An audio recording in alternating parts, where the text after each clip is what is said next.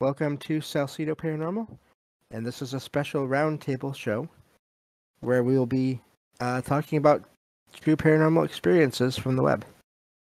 And as always, you can find all episodes of the show, along with links to social media and other ways to contact me on the podcast page, and that is salcidoparanormal.podbean.com.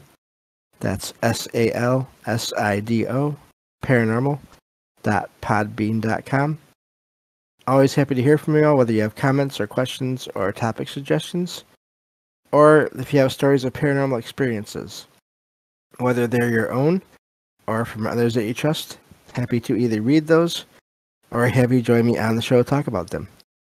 Thank you all for listening, as always, whether you make it to the live streams or you listen on YouTube or the podcast feed, or if you listen now to Troubled Minds Radio Network, KUAP, Digital Broadcasting.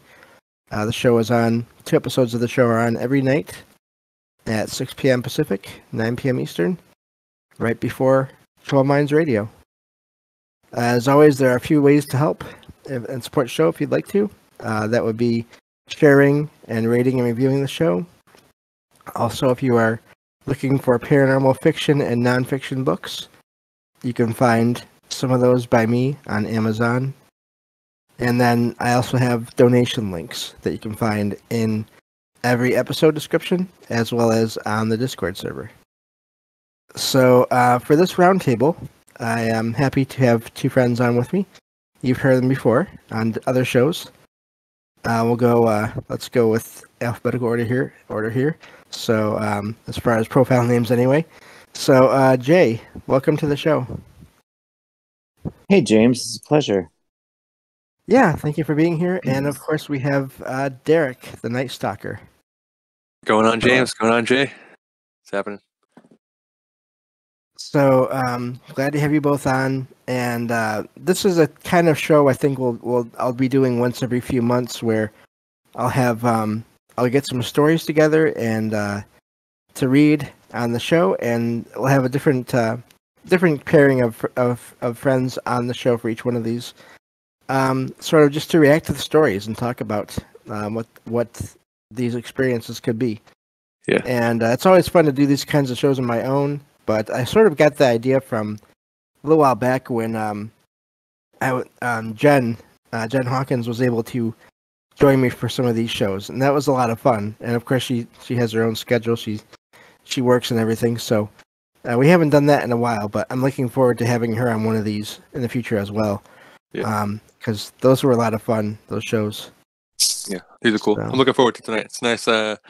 Nice chilly night on the East Coast. It's a night. I'm looking forward to some spooky stories. It's a good one to just curl up in a nice comfy spot and just get a nice cup of hot cocoa or something and just get ready to get spooked out. You know, I'm excited. Yeah, and I'm really excited to see what y'all think of these. And Yeah, definitely. we'll go through as many. We'll just check after every few and see how much longer y'all want to go. There is no time limit, whether going short or long. So whenever either of you are ready to wind it down, just let me know, and we'll go from there. So, Cool. Sounds good. But, Awesome, all James. Yeah. In the cabin by the fire. right. Nice. There we go. So this first one here, let me get started. Okay, I got it. Okay, here we go with the first one. This says, within the last week, my grandpa passed away peacefully in his sleep. He had been ill for about a month, and many family members had stopped by to see him. He said many times that he had no regrets. Since his passing, his wife, my grandma, has reported seeing a red light floating through the house. Although she was wondering if her eyesight was rapidly getting worse, I wonder if it was really my grandpa she was seeing. Or is it something else? And that's the end of that story. That's interesting to me. So, if we took the story from a different perspective and said somebody just said, "Oh, I saw a red light," without any context of a death in the family or anything, and I wouldn't immediately go to a deceased person with red light. So I think it's interesting just the different forms that we potentially could be taking, because based on that story, it does seem like it's the grandfather. So I think it's really interesting that he's appearing as a red light. Like that's cool. Yeah, and I think it does make me wonder, and it's with these lights. I mean, who knows what they could be? And yeah, I agree. If it was, excuse me, if there's anything else happening that was maybe negative, then I would lean more towards it's something else that was drawn by, let's say, that all the energy in the house. Yeah, or just alien. Around the time of the grandfather passing, or drawn by his energy transferring or whatever. But since nothing else like that happened, I could totally see that being him. Yeah, and it's like, I wonder if is it a choice to appear as a certain color light? Like, is his favorite color red, or are their favorite color red, and he's like showing up in their favorite color to be soothing to them, or is it red as in like a loving color? And what's the mechanism behind it? And it really there wasn't a lot of details, but it really brings up a lot of questions. Interesting. Yeah, and really with colors, if you look online, I'll get to you in just a second, Jay. If you look around online for what colors mean, it's all over the place. I know. There is no real consensus to what it means. So that's why I always say go by go by your feelings more so than just what it appears to be. But yeah, go ahead, Jay. I just think that what Derek was saying there with the color of the light, I mean, if it's an orb of a red, like he was saying, why didn't he pick blue or yellow or white? I don't know. I've seen some lights before, little dots floating around. And then we had the thing with my son where he was seeing them and nobody else could, And that's right. I forgot about that. And wasn't that red as well, I believe? Yeah, I think it was like a red-orange kind of thing. Forgot about that. Sometimes they would call it orange, sometimes they'd call it red. And then, I started thinking about it. Is it the light reflecting off my watch, trying to debunk myself, what's it from? And then, you talk about it. But the thing is, though, is like you were saying, it was a peaceful feeling, if she was happy and calm that those were going on, Grandpa's coming back and visiting, making sure she's okay. And don't forget to pay the water bill. Yeah. I'm just really curious about there's no answer for these questions, but just like the weird kind of paranormal sciences behind it. I wonder, it could be anything. It could be like recently deceased is red, and then maybe it gets more orangey and then yellowy, and then as they kind of pass more to the other side, it becomes like a blue, and just the colors transition from our perspective. Or it could be completely random, or just like the location they are in the other realm. Just like we don't know how light and color works like in our realm, let alone like how it interacts with other realms. And it's just I never really considered spirits and the red light thing. So it's a cool story to tip us off, James. Simple but very, very interesting to me. It is. It is always neat to me how you really can't judge a story just by the length of the story. Yeah. You never know what you're gonna figure out from it. Yeah, sure. So yeah. Well, I think let's see what the next one says here. Yeah. This one says, many years ago, when I was around 14 or 15 years old, several friends and I would wander around the area where we lived, looking for interesting places to explore. One evening, we found this walled-off area with a locked-up garage and some kind of digging machine sitting in the open. We started climbing all over this piece of construction equipment, but stopped when a figure appeared in the driver's seat. It was a man, glowing faintly, but all in black and white. There was around 8 to 10 of us there, and we all saw it appear, and then vanish. We immediately got out of there, freaked out by the experience. I'm still friends with these people today, and we still talk about the experience. our memories of the event have not changed much, even all these years later. I'm normally skeptical of other paranormal stories I hear, but I still can't explain what happened that day. And that's the end of the story. Wow, that's weird. Now, the first thing that jumped out at me is describing it as being in black and white. So I'm assuming that they mean kind of just like ghostly and just kind of grayish, kind of.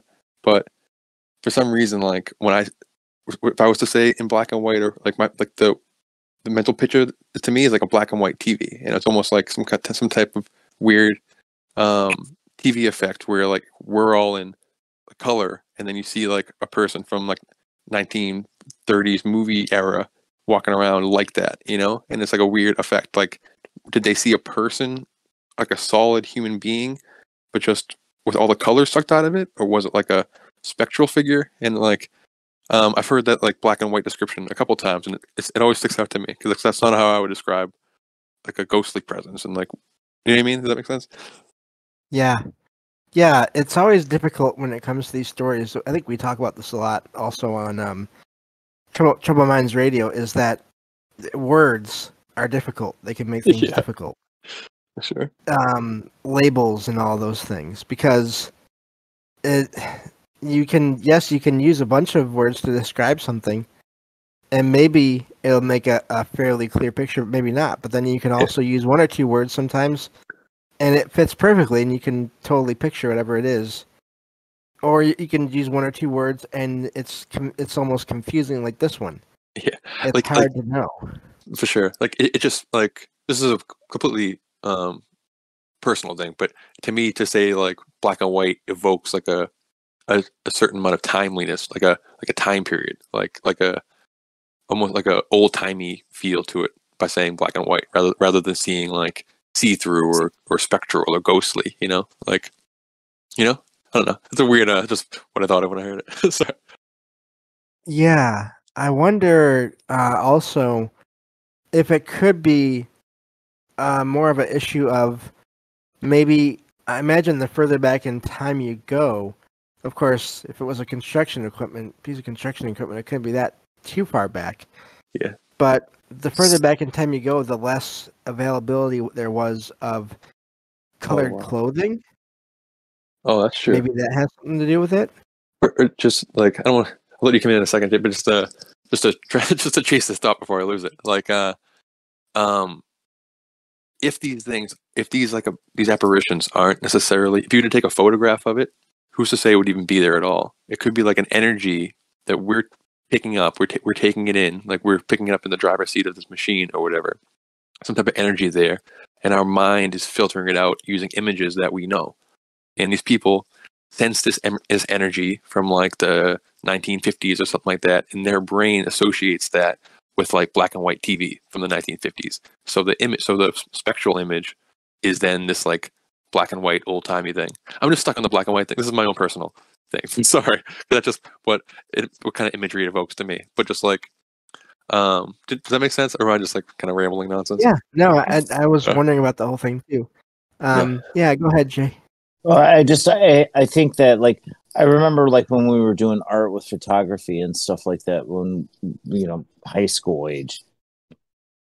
You would go out and you do a project, and part of what your project was is whether or not you wanted to shoot it in black and white film or color film or high speed film or slide film, because of the way that the picture would look when it was developed. I mean, if it's like there's a nostalgia about black and white. Yeah, exactly. It's got like almost like a artistic, symbolism to it. You don't really want everyone to see the colors and everything else like that. I'm appearing to you in a black and white image because you don't need to know whether or not I have on a red shirt and blue jeans. You just need to know that I'm there wearing those working kind of clothes and running this machine, and this thing is dangerous. Get off of it, kids, before you hurt yourself. Yeah. I mean, there's a reason why it's sitting here next to a locked garage. Yes, I was wondering about that too, because even whether it's a residual energy or not, it could still, that person that was in that vehicle, even if there's only a tiny bit of consciousness there, it could still recognize, hey, kids, get off of this thing. Get off my lawn. Yeah. Yeah. But true. also with that, the black and white thing, there have been, I've heard of like stick figures Oh wow. Yeah. and even just other figures that appear to be made out of black and white segments. Yeah. Of course, originally I heard of just all black, but then over time, just as I heard stories and read stories, I've heard about all white, and then I started seeing stories of the mix. Yeah. So that's, I wonder, makes me wonder again if if that was somehow connected with that, and is that human or is it not? Yeah, exactly. And just like we're probably reading a little deeper into the story than maybe it's there, but just the thought pat, just train of thought of like, is the apparitions we're seeing, are they screenshots of how they looked at the time, or are they just, is it like all energies and symbols in our head that's like forming images to us? So like if we see somebody from like a ghost of a pirate, is that going to be like, if we could take some time of paranormal photograph to see on a photograph what I'm seeing when I'm seeing this ghost, I wonder if it's going to be actually accurate to the time period, or if it's going to be colored by me watching 5 Pirates of the Caribbean movies or seeing all kind of like pirates imageries and pirate Halloween costumes, and it's going to be more like kind of costumey pirates than it would be like an accurate pirate. You know what I mean? So it could be these, when it's like a black and white old timey image, it's just the only images a kid from like the 2000s would have of like an energy from the 1960s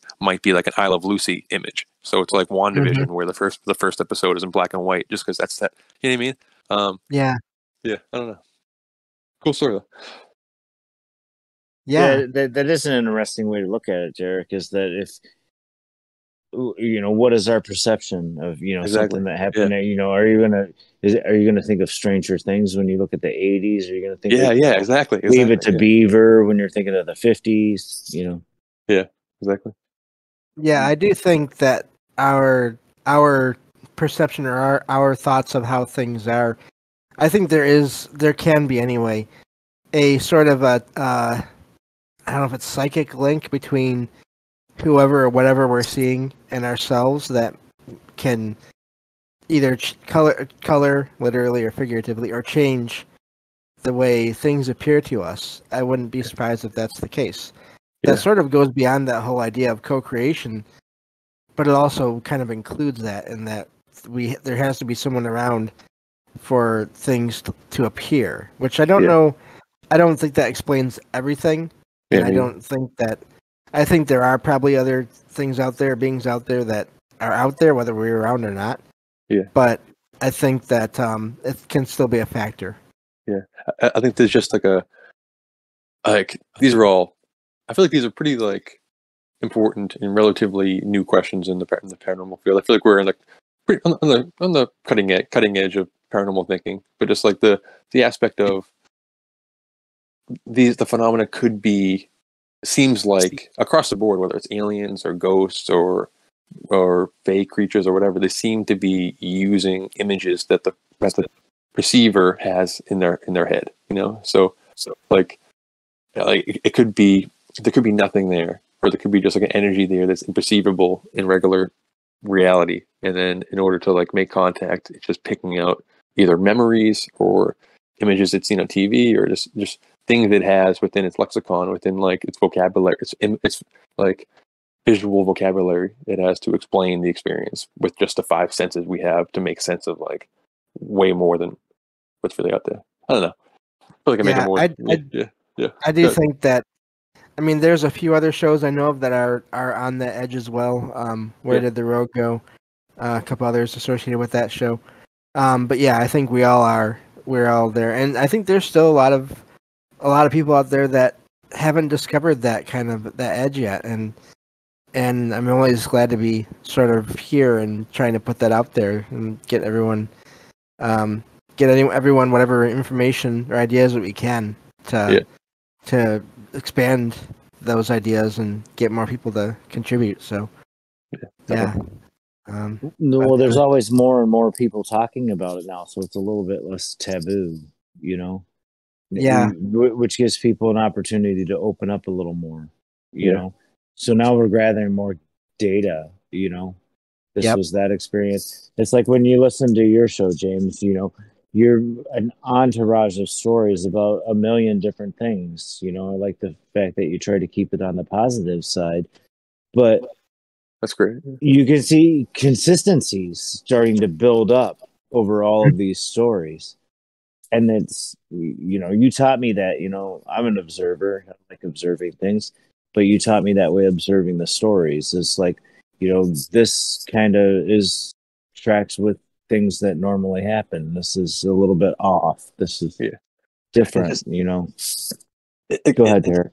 And just like imagine the same exact conversation between the three of us, but if it was in like still all our same ages, whatever, but just in 1995 instead, we would immediately say to that story, "Oh, that person must have died in his machine," and that explains it. That's the ghost, you know. And then like 5 years ago, oh well, that machine must have something happened on top of a portal or something. That machine is now a portal or whatever. And now we're just like, look at the conversation we just had about this relatively simple story about a ghost in a machine. You know, I feel like that's the more these things we're adding to the conversation just opens up like so much cool stuff. I love it. I love that you're open to it, James, too.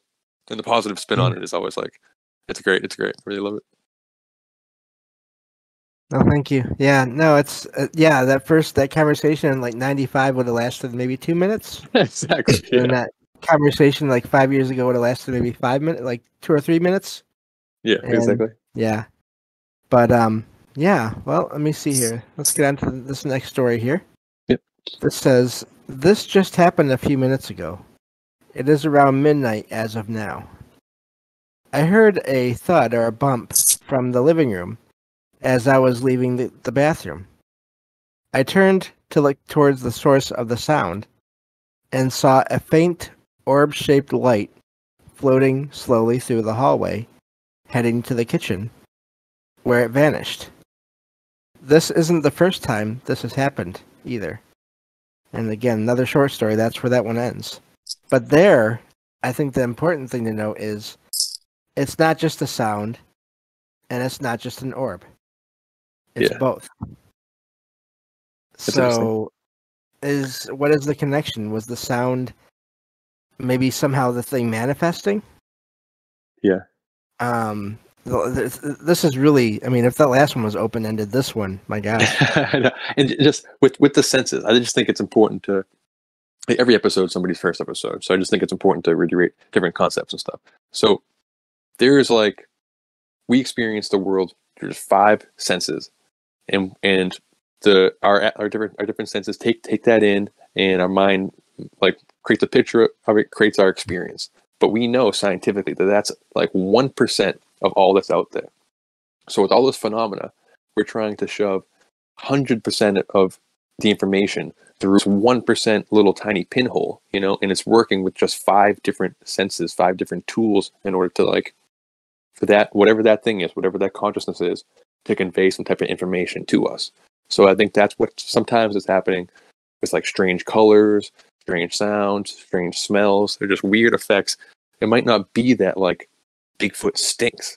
It might just be that like something is happening outside of our perception, and our mind just only has 5 tools to work with, and sometimes throw smell at there, say something strange is happening, you know? So who's to say that like this thing was like trying to make a noise, or just we're experiencing this as, I don't know, does that like I don't know. I wonder if it's happening at the same time all the time too, because they said it wasn't the first time. And I don't know, I think it's cool that they said this just happened too. And that's a cool thing about the modern age paranormal, is that like these stories happen, and then like boom, you can get it out to the masses, whereas like 10-20 years ago, this is something weird happens, you just shrug it off and go watch like MTV or something like that, you know, 1997, you know. Well, I mean, before, like, you know, you would totally write it off. I mean, I remember there have been times, you know, living in the funeral home, you know, Do you go and you check it out when you hear a bump? When you 2 days after you move it into a funeral home and you're remodeling it and stuff like that, something goes, oh, it's just the house creaking or something like that. You just write it off. I mean, is that the way you're conditioned? Ghosts aren't real. Yeah.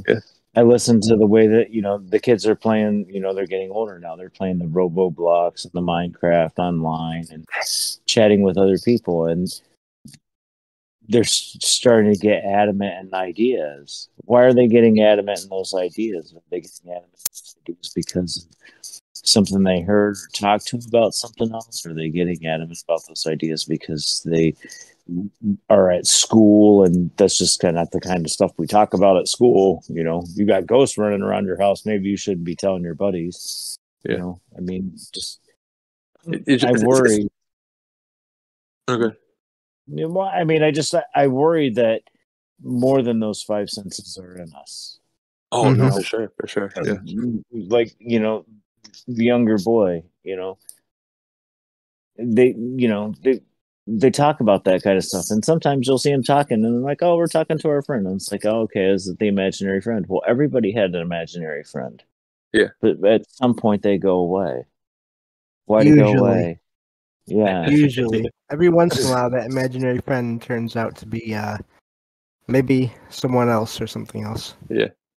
And that's the way, like, our perception is just different, open to different experiences. Like when we're kids, for me personally, like when I'm looking up as like a 5-year-old kid at the sky and I see like a plane fly across, or some kind of lights in the sky, just instinctually, I was like, oh, what's that? That's cool. There's lights in the sky.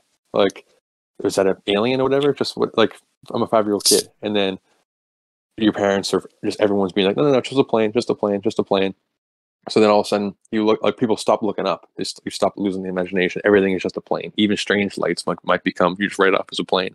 And then all of a sudden you start getting into potentially UFOs or whatever. And then you just look at everything completely differently. Probably chances are, most likely they are still planes, but it's just your curiosity is different. Like just so you could, I don't know. I like the fact that they ran right to the internet and this experience happened. They documented it. I mean, it's just great for like the metaphysical anthropology side of it, and I feel like that's a great trend to see. I feel like you would know more than me, James, but I feel like that's trending upwards. Like the people sharing their experiences is like on the rise. Yes, and more are sharing them too, right around the time when they happen. Yeah, I love that. That's great. Yeah. Yeah. We're bringing them to the top. You know what I mean? It's like now we're having these conversations. It's the same thing that, you mentioned Mike's show a couple of times. You're bringing the conversation to the top. It's something that people need to discuss. I mean, it's been such a bad thing. Oh my God, it's against God or the church or whatever. You can't talk about things like that. Yeah. It's horrible. It's evil. Yeah. But now it's, well, I mean, but now, look at what we talk about on TV, that show there in Massachusetts on the boating thing where, the priest was the devil or the vampire or whatever. It just, yes, thank you. Yeah. Those stories are coming to the top, Those used to be like little urban legends, There's, I talk about Ohio all the time because I grew up there as a kid. But, there's those things at that Chapel Hill church that I sent you a link to one time, James. And, there's all kinds of little places in every little town all across the world, probably, where there's paranormal things that go on. And, people just didn't go there and nobody talked about it. Well, now people are kind of going there. They don't know what's good for them. And we're talking about it. They're putting their stories on the internet. We have the opportunity to talk about them and discuss them and bounce the idea around and see what's, I don't know, interesting about it. How does it track? I'm sorry. No, go ahead. I was going to say the funny thing about places like that, like churches and I think, religious sites is if you had an experience there, you may never tell anyone at that site about that experience. Yeah. Unless there's tons of experiences happening there. But you can go online and write about it. And I mean, I can't tell you how many stories I've shared on the shows, or I've just passed up because they were maybe a little more negative, of experiences had in or near, these places, churches of different kinds, other religious centers. Yeah. And it's just, these things happen everywhere. I really do. That's why I laugh whenever I read a story or hear a story about, this is the city's most haunted, or the state's most haunted, or the country's most haunted, or the world's most haunted. There's paranormal activity going on all over the world. It's just a matter of when and where and who is there, if anyone, to notice it and who reports it. It's the most paranormal place at that time, James, because they're having a ghost tour in 2 weeks and they need to sell tickets. Exactly. Yes. It's always the same. Yeah. No. So there's a question for you, James. Kind of like a paranormal trend question. From my perspective, it seems like so this person saw like a light, saw an orb. But it feels like if you're tracking kind of the trajectory, it goes from probably seeing ghostly forms, ghostly apparitions. And then I feel like the first time I was exposed to the orb phenomena, it was more with showing up in photographs, less so than people actually seeing orbs. But now I feel like I'm hearing a lot more stories like this one where people are actually seeing the light, seeing the orb right there in front of them. You know what I mean? Is that yeah? Does that make sense? Well, and the reason they would show up so often you would hear about them so often in pictures is, unfortunately, a lot of the orbs that you will find pictures of on shows or online, a lot of times it's not energy. It's a bug or it's dust. Yeah. But on the other hand, I think that led to people, over time hearing about all these and seeing these and going, oh, I saw something like that. Yeah. I saw it without a camera. I was looking right at the spot and I saw it. And I think that is what has led to these reports of these things, is that people are realizing, oh, someone else has seen this. Okay. And so they're sharing them now. Yeah. And I don't want to take too long. If we're taking too long in each story, just feel free to cut us off. But no worries. Yeah. I wonder how much of it is the flying saucer effect that we talk about all the time, where people started seeing flying saucers, that Kenneth Arnold didn't see a flying saucer. He saw a chevron-shaped craft that moved like a saucer on water, but then the papers described it as a flying saucer. So the phenomenon shifted to people seeing saucers. So I wonder if we're seeing a little micro version of that, where a ghostly form is the paradigm, but people are seeing these orbs in photos. Some of them not even right, but just the paradigm or the meme of ghost orbs becomes a thing. And then so then that gets in people's heads, and then the phenomenon shifts a little bit to where people actually are seeing orbs in real life because the idea of a ghost orb is in the zeitgeist, And now I feel like it's transitioning a little more to that kind of experience I had a couple of years ago, last year or whatever, of not an orb per se, but just some type of weird undulating, rotating plasma. I'm hearing a lot of plastic bag shaped energy and that kind of stuff, where it's same. You know what I mean? So are we seeing the phenomena shape? Are we observing changing phenomena, or is the phenomena changing through us? And just where do we end and the phenomena begins? It just, I don't know. So many questions, James. Yes, and the thing with all that too, the more vague the shape, whether it's orbs or the plastic bag or what, the shapeless shape. Yeah. I think the more different things it can be as well. Exactly. Yeah. I always say if you see a orb in the house, it's a ghost. Yeah. If you see an orb in the forest, it's a nature being or forest lights, Bigfoot lights. Right, Bigfoot. If you see it in space, it's an alien. It's alien. It's UFO. Yeah, it's a classic. It's Bigfoot is Bigfoot's around if you smell something, if there's the Oz effect, you hear something get thrown at you, you hear something move, get a feeling of being watched. If any of that was stacking, if anything without happening in your kitchen instead of in the woods, that's a poltergeist. So that's a spirit Yes, activity. exactly. You wouldn't go to Giant Ape immediately with that one, you know. Especially in cases where, and this isn't really, again, this isn't a putting anyone down. It's just, I think it's just the thing with popular culture. Yeah. People will hear about about objects being thrown at people in the woods, but there's no sighting of anything, but it's got the idea of, oh, it has to be Bigfoot. Yeah. That idea has gotten into the main into popular culture and people's minds, so they think that automatically. Yeah, exactly. But that's another thing. I really, I've already mentioned Where Did the Road Go, and that's one of those things I learned from that show years ago. Is that this whole idea of the setting, determining what a lot of people think a thing is, when we really have no idea. Yeah, definitely. Well, I mean, we're being conditioned. Yes. If you look up into the sky, it's a UFO. They're aliens. Yep. If something's happening in your house, Yeah. It's the silos. Yeah. And it's the silos. Yeah, for sure. And like the orbs, the orb is a perfect example of that. The orb, like, if it's in the sky, it's a giant ship, but like just balls of light. Like, is it basketball size? Is it like in a photograph? Is it the size? Is it like tiny, like a ping pong size? Is it like spaceship size? Is it like I don't know. It's it's like the weird Venn diagram between all the different phenomena. It's like the orb hits every demographic, kind of. Yeah. All right. Well, let's get on to this next story here. This one says, I wish these people could like hear how much we're talking about, how much good stuff we're getting out of all these stories that they sent in. It's too bad they don't get to hear us talk about it. Well, and this is just stuff that I find and rewrite from online too. Yeah. We still really, the show hasn't started getting a ton of stories from people yet. Yeah. Once in a great while, but not too often. Send yours in, everybody.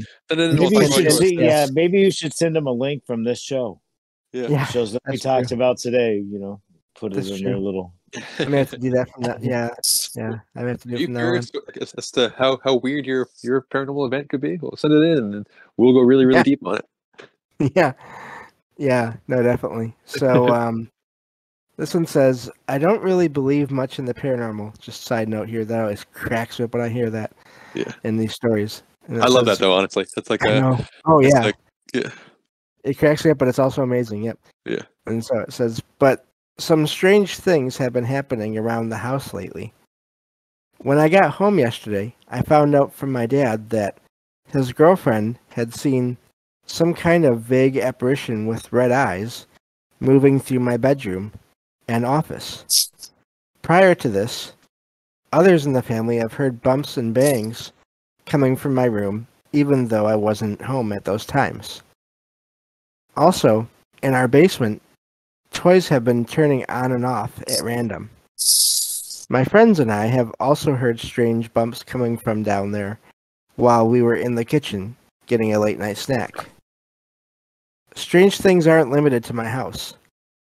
Sometimes when my friends and I go out for late night drives around the area, we'll hear odd sounds coming from the woods, like crashes and even some kind of metal clanging or rattling as well.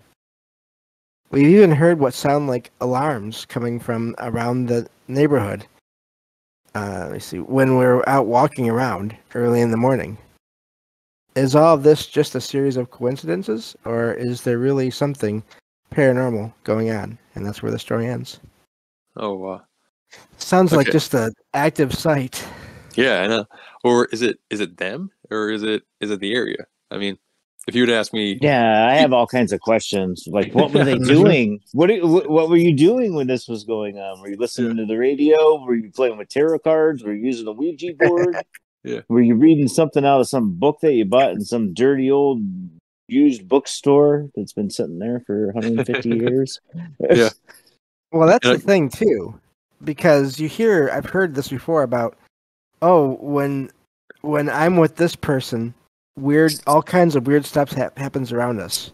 Yeah. But it never happens when it's just me or when it's just them.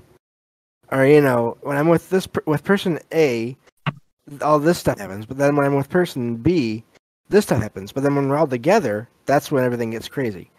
So the energy thing is definitely always a factor. Yeah.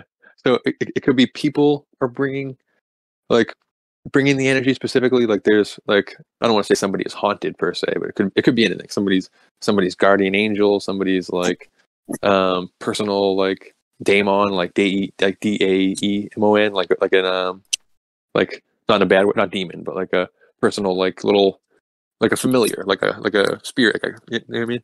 Or is it just like the combination of people? If like two people who are really into the paranormal, if they hang out, are they more likely to see something paranormal? Not because like each of them are haunted, but because their collective energy like is like a beacon for these things, or allows their own personal veil to kind of thin out for that moment.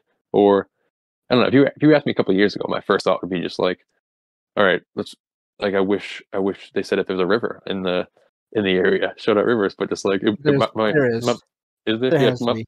yeah. No, Like, it doesn't say. But there has to be. Yeah, like my mind just goes, especially a couple of years ago, right to the geography. It would be all right. Bust out your Google Maps and take an aerial view and see what kind of see it that way. You know, like the aerial view is fascinating with me. Like with that kind of stuff. You know, location. yeah, I mean, I think that tracks an awful lot is like where you are. You know, if you're going to a place that you think that you know that there's paranormal activity or has a mystic, thing to it, Mhm. and if you come there with someone who is open to that idea, the ghost hunter trips at the temple, well, you got the three people from the ghost hunter crew, you got the two people that own the building and their wives hanging out with them, and they're all walking around the place together doing a paranormal kind of thing. Yeah.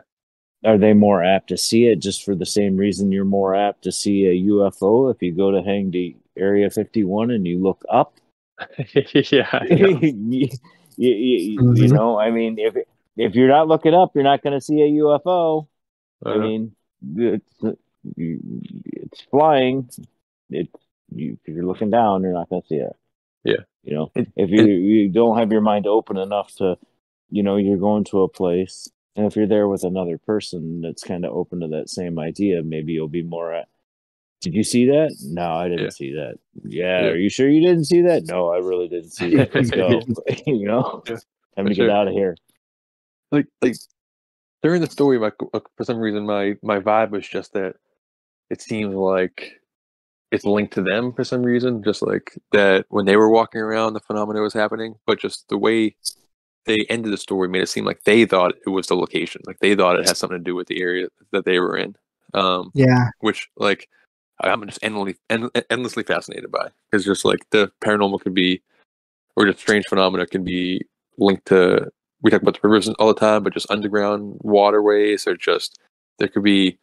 You mentioned Stranger Things earlier, but just like they're in the middle of Hawkins, Indiana, in the middle of nowhere. Who like, but they didn't know that there was just some facility right down the street that was opening portals down in the basement. And just like who knows? So that was one of my favorite parts of my own little personal paranormal research journey around my area. It's just there's just all kind of stuff just hidden in plain sight. Just who knows what's around? Who knows where there's like there could be a like a conservation area, or just some kind of like super fun site of just like you can't just go some dump area. You can't go there, but if you do some research, 100 years ago this was a giant like psychiatric facility, or 200 years ago though this was a like a Native American reservation, or whoever. So these people could be walking around the middle of suburbia right now, wondering why they're getting all this phenomena.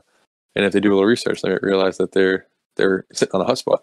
It's tough for us to have the answers to that. We don't have any context really.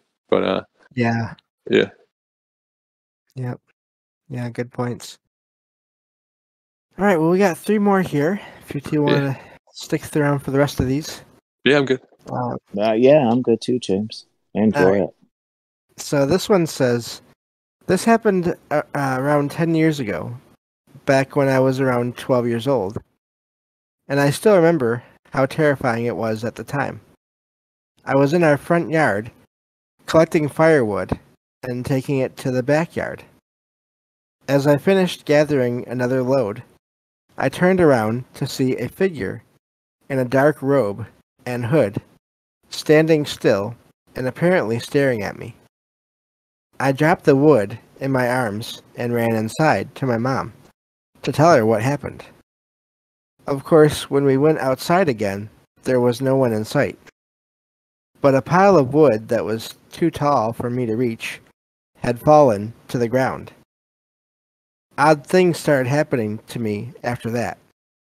I get the sense of being watched while in bed, but when I jump up, all I would see or sense was some kind of movement, and then nothing. Coat hangers in my closet would move back and forth even when the door was closed. Around that time, my father says he also saw a shadow figure go into my room at night. I tried to write all of this off as somehow having to do only with me and my mind, but the other day, I was talking with an older family member and found out that years ago, he had dreams of a similar hooded figure watching him as well. He thought it was the angel of death, and he wasn't the only one.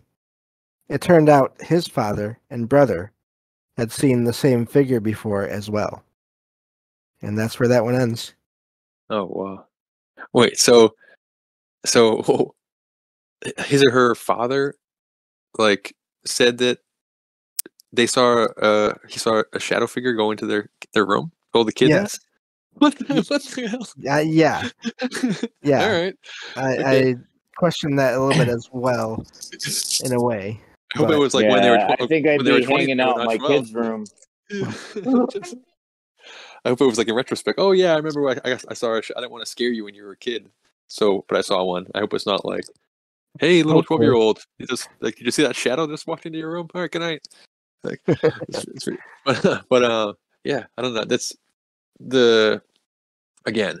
We're going, or at least like I don't know. I feel like I'm bringing it maybe a little too consciousnessy tonight, but like as far as archetypes and stuff, and just the idea of the hooded, like this hooded, dark, cloaked figure, just seems to be pretty a core fear of ours. Like the Christmas Carol, like the Ghost of Christmas Future, Grim Reaper, just like the Harry Potter Dementors and stuff. Like, I mean, it could be anything, but ghost figure. It seems like a ghost figure to me, other than like something bloody and gory, would possibly be like the scariest thing I could see myself personally. If I like walked outside and turned the corner and there was some shrouded figure there, that's like very scary. And I feel like that's I don't know.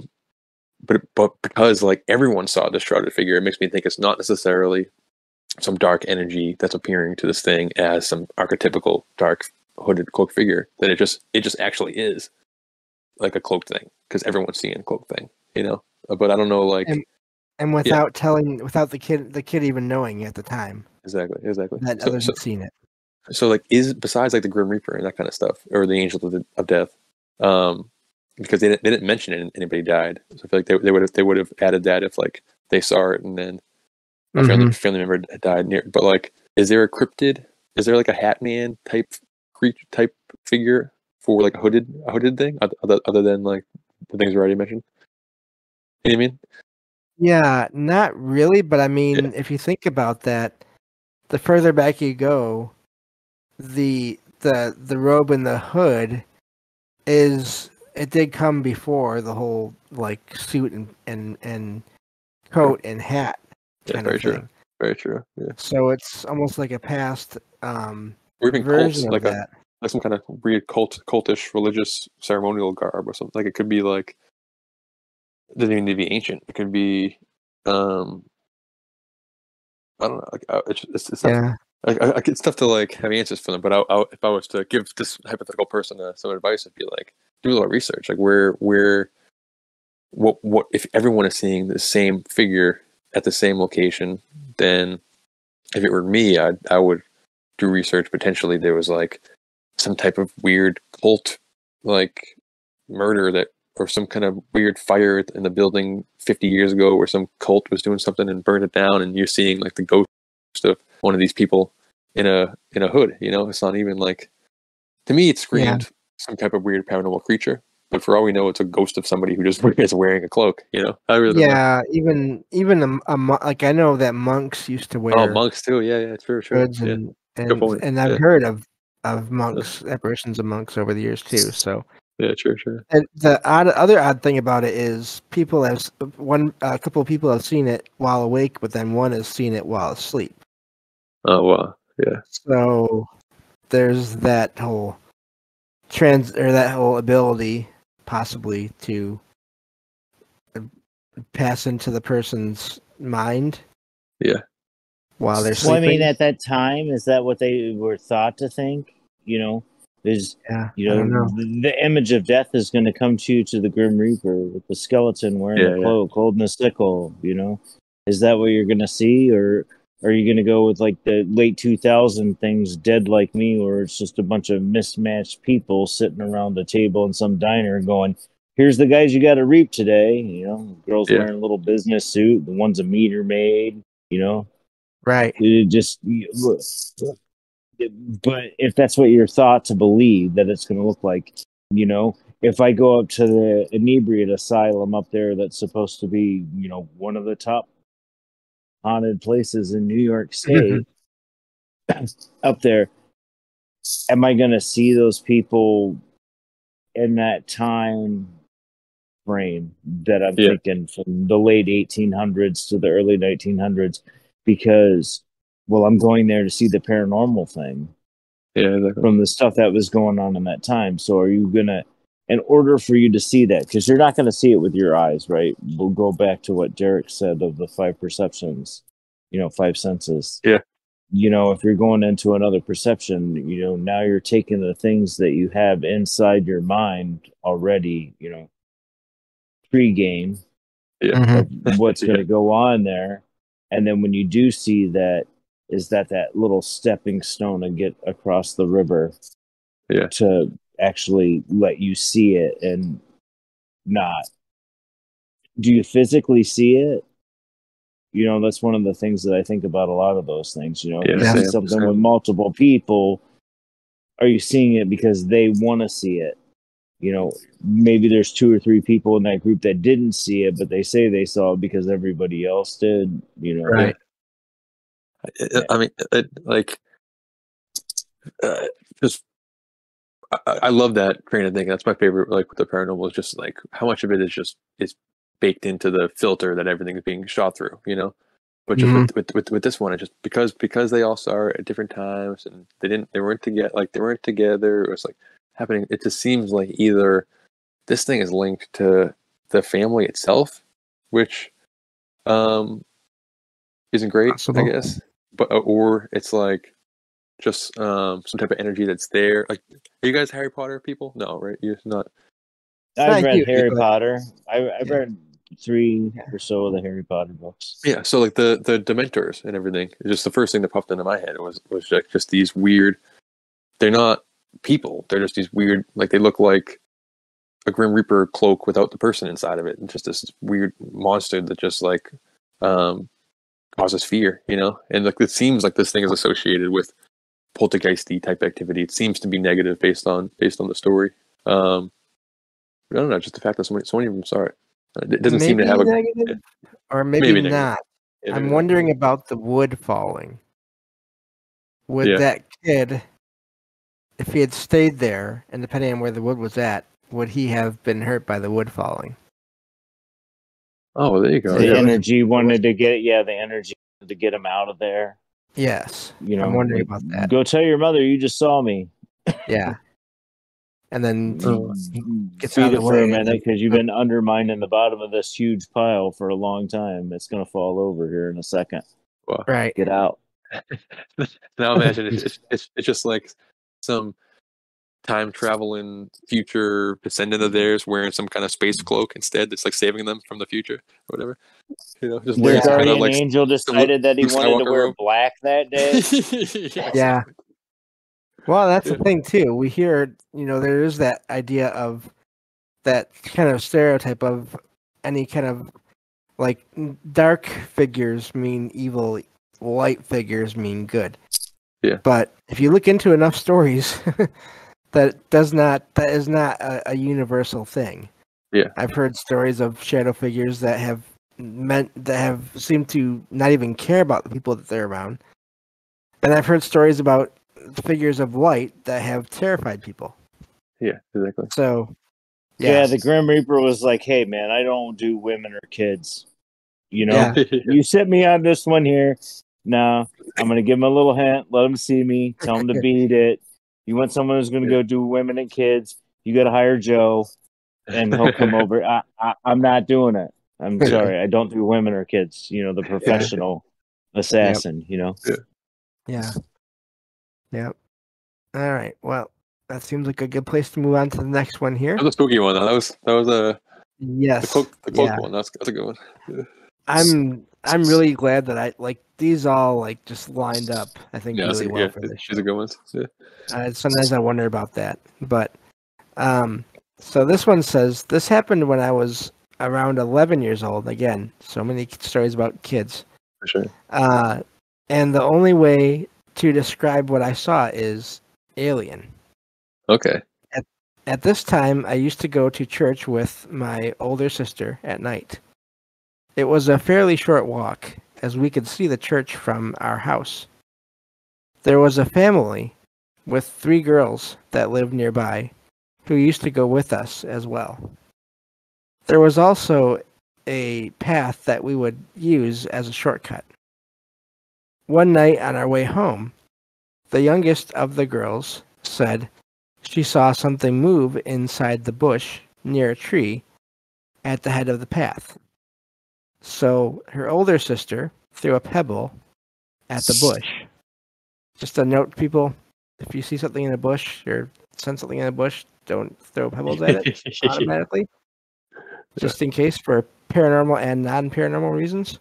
Yeah. Anyway, it says, and something came out that I can only describe as an alien. Oh. It had yellow, white skin, big black eyes inside a large head, but it had a tiny mouth and nose. It was breathing heavily enough so we could hear it. We didn't see its body, though, as it was still crouched inside the bush. Let me see. There we go. Even though it seemed like the creature appeared to be just as frightened as we were, we approached the bush. Again, not the best idea.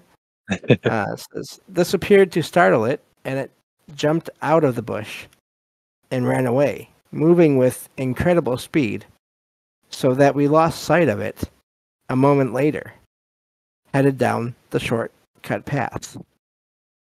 No one wanted to follow, so we took another route home. We went home as fast as we could and told our mother about what we had seen. She led us back to the place where we had seen the creature, but there was no sign of it. I don't care if no one believes me. I know what we all saw. I'm sorry for any bad grammar. English is not my first language, as I live in Brazil. And that's the end of the story. Wow. Whoa. Okay. So my first thought was the Hellier Kentucky goblin things. I was like little, like so when those things were getting sighted, I forget if that was the 50s or the 70s or when that was. 50s. Yeah, I think 50s. They were calling them little green men. Like there was an alien association with them right away. And I feel like now they've taken more of like a cryptidy, goblin-y context to it, like they're coming from caves underground and that type of stuff. Right. But the crossover between a goblin and an alien is pretty close. You know, other than one's from space and one's from who knows where. What's the difference? But I posted it in our roundtable chat here. So this is, if you're listening, you don't get to look at it, but it's called the Dover Demon, and it's like a New England cryptid, which looks pretty similar to what we just heard. Just this weird, like yellow eyes, kind of yellowishy, whitish, like alien skin, big bulbous head, but like more cryptid. Looks like an alien gray, but just more. Yeah, I don't think I'd be chasing that guy down the path. Yeah, me either. The vibes like a feral alien gray, the I mean like an animal version of an alien gray, like if we have like a Yeah, big maybe, I don't know, like a dumb version of an alien that gray. that or the breathing makes me wonder because we don't know, depending on where they're from, what our air does for them or Yeah, doesn't do for them. So I Someone was wonder just about throwing rocks at it. He's that too. scared. yeah. That I'm too. out of here. And now they're approaching me. They just threw rocks at me and they think I'm hurt. Now they're coming over here. I mean, I'm out of here. You What know? Yeah. are yeah, what are these weird creatures with small heads and non-yellow Mhm. eyes? Like, just the fact that it was scared makes me think cryptid, not alien. Because why is like an Yeah. alien, unless this like some kind of type of Roswell crash nearby and this alien fell from its ship, or who, like, why is this, like, why would an alien in the classic sense of like being from space or whatever, Right. why is this naked alien creature running around scared in the woods, scared of human beings? And Well, I mean, it's look at E.T. You know? sure, E.T. came up in the news today. That's why I thought of it. You sure, know? sure. Really? They were just there collecting. I mean, they were there just collecting their plant samples and dirt samples and stuff like that. They weren't hurting nobody. Right. And then the whoever black pickup trucks came over there to figure out what the hell was going on, and they all beat it. The dude got left behind. He was scared, Oh wow, good point. cold, Yeah, hungry. You Yeah. know, Yep. damn it, my buddies just left me here. What yeah, jerks? yeah. You know. I'm naked. I was in the bathroom and they left. I don't even have my clothes. They Yeah, left. I was taking a shower. Yeah, What the hell, exactly. Yeah, guys? they forgot about me. I still got soap in my hair. You know. Well, that's the thing too, with it being because I mean, like South America, Brazil, there are stories of UFOs there, and from what I remember, a lot of those cases, people were actually negatively affected by a lot of the UFOs there. Yeah. And so, but I wonder if this was maybe some kind of a survivor from a crash, kind of what has been brought up here already. And maybe that is why. I mean, it was like hiding in the bush, and because it didn't have any of its gear that it would normally have, and trying to figure out what to do, and then it had bad luck, and these people found it. I like because it said alien. I mean, I feel like that's a pretty likely. I like that scenario, but just I don't know. It just Oh yeah, anything is possible because yeah. there's I'm just popular culture ideas. Sorry, exactly. Yeah. everything. So yeah, that's the writer's word, but that we don't know what it was. Yeah, I'm just fascinated by like the difference between an alien and a cryptid, or just like an alien gray that's abducting people and experimenting on them, seem to be different than the Dover demon thing that I posted in the chat, or that kind of stuff. So, but they do look a lot alike. They look more like each other than they do like us. And like the prevailing theory for an alien gray is that it's future us, but potentially, or it's like a AI synthetic being or whatever. But one of the theories, it's like that's our trajectory. These spindly bodies, huge heads. Like we won't use we'll get telepathy and all that kind of stuff. But it's like, what if couldn't they be the same? It could be the same, exactly. Yeah, I mean, they could be aliens and stuff like that. Ones live underground. I mean, you don't know if they came from underground or came from the heavens above. Yeah, you exactly. know, and they're there. I mean, the reason why they live underground is because they're smart enough to know that radiation from the sun is going to kill us or whatever. God knows what they know. Are they experimenting on us too? Yeah. If you want to go into that great, it's not the guys from the spaceship. They're just picking you up and dropping you off on the guys underground. Yeah. Yeah. What if like planets are kind of like a planet like ours will kind of populate life or whatever, and just the way we had multiple different hominid species on the planet, like Cro-Magnons, Neanderthals, Homo florensins, all that kind of stuff happening at one time, and we became the one that dominated. But like also in the corner potentially is some kind of weird bulbous-headed little goblin creature from the woods underground that people only see sparingly. But what if like that also happens on other planets throughout the solar system, and rather than like their human species becoming the dominant technological force on that planet. Their little weird, creepy goblin creatures became the dominant force on the planet, and those are the alien greys. So that, like, on our planet, we're the top dogs, and our little creepy goblin creatures are just cryptids underground, like in Hellier. We barely ever see them, and when we do, it's a paranormal sighting. But on their planet, their humans got wiped out a million years before. They never even heard of them. If you see a human on their planet, you're it's a cryptid. damn. Yeah, exactly. Yeah. And their dominant species is just these weird, big-headed, bulbous gray creatures that look like these things. I don't know. There's just the fact that there's so many weird goblin creatures. Some of them advanced tech. Some of them scared and naked in the woods. I don't know. Interesting. Yeah. Yep. All right. We got one more story here. All right, here we go. This one says, this happened to my friend who works security at a building near where we live. It stands on pillars so that the bottom floor is an open-air parking garage, with the building on the second level. He says he saw something recently while working there at night.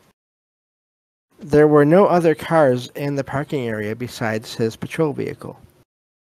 As he moved his flashlight around to scan the area, he caught movement of something short and in all green clothing that had been peering at him and then moved behind a pillar. He said the figure appeared to be human and around the height of a 12-year-old child. Huh. My friend got the sense that the figure in green was playing hide and seek. But my friend never saw the figure again, and there was no way for the figure to come out from behind the pillar without being seen. My friend still likes to believe that it was a child, despite the way it vanished. But this also reminds me of stories I have heard about gnomes and similar figures dressed all in one color. And that's the end of that story. Oh, wow.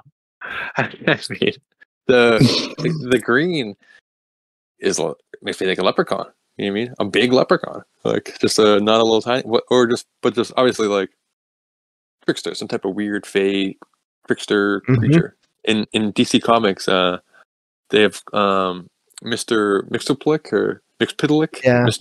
That's like a little. He's like a fifth dimensional imp who just is one of Superman's villains because he's like a fifth dimensional thing. He's like extremely powerful, and he can like mess with reality and that type of stuff. But he's this little weird trickster imp who just wears these weird, like solid color little elf uniforms. But I don't know. I've seen this playful child playing hide and go seek, wearing all colors and miraculously disappearing behind a pole like a portal. I don't know. Trickster. Yeah. I don't know. Yep. Well, I mean, they come up everywhere. Yeah. You know, I mean, like I remember, I don't know, I was junior high school or something like that. There were all those Leprechaun. The Leprechaun was the creepy movie that came out. Oh yeah, I'm a leprechaun. I'm a leprechaun. But I mean, there's all those little hints in there, and I mean, it leads me back to where we tell these stories for a reason. You know what I mean? For all of them, there's like that little hint where everything kind of tracks back and forth with each other. There's like the overlaps where things are intertwined and all of it. And it's like, is the person telling the story because back in the day they didn't want to come right out and tell their story the way that, you know, James is getting them and presenting them to us of a personal experience? So, you know, someone had a personal experience and they actually had some writing skills or something like that, and they put that down. And that book was interesting to a lot of people because they had those experiences too back in that day. Because, you know, sales would have been local in the beginning, you know. Right. You know, you start talking about no one's going to pick up the guy's newspaper ad for the New York Times from Binghamton, New York. The people in New York or in Binghamton, New York aren't talking about, you know, this guy's good. So, I mean, this would move on. So these little stories that go on where you see the things that happen over time, but it's the characters in the story that just seem to keep coming up.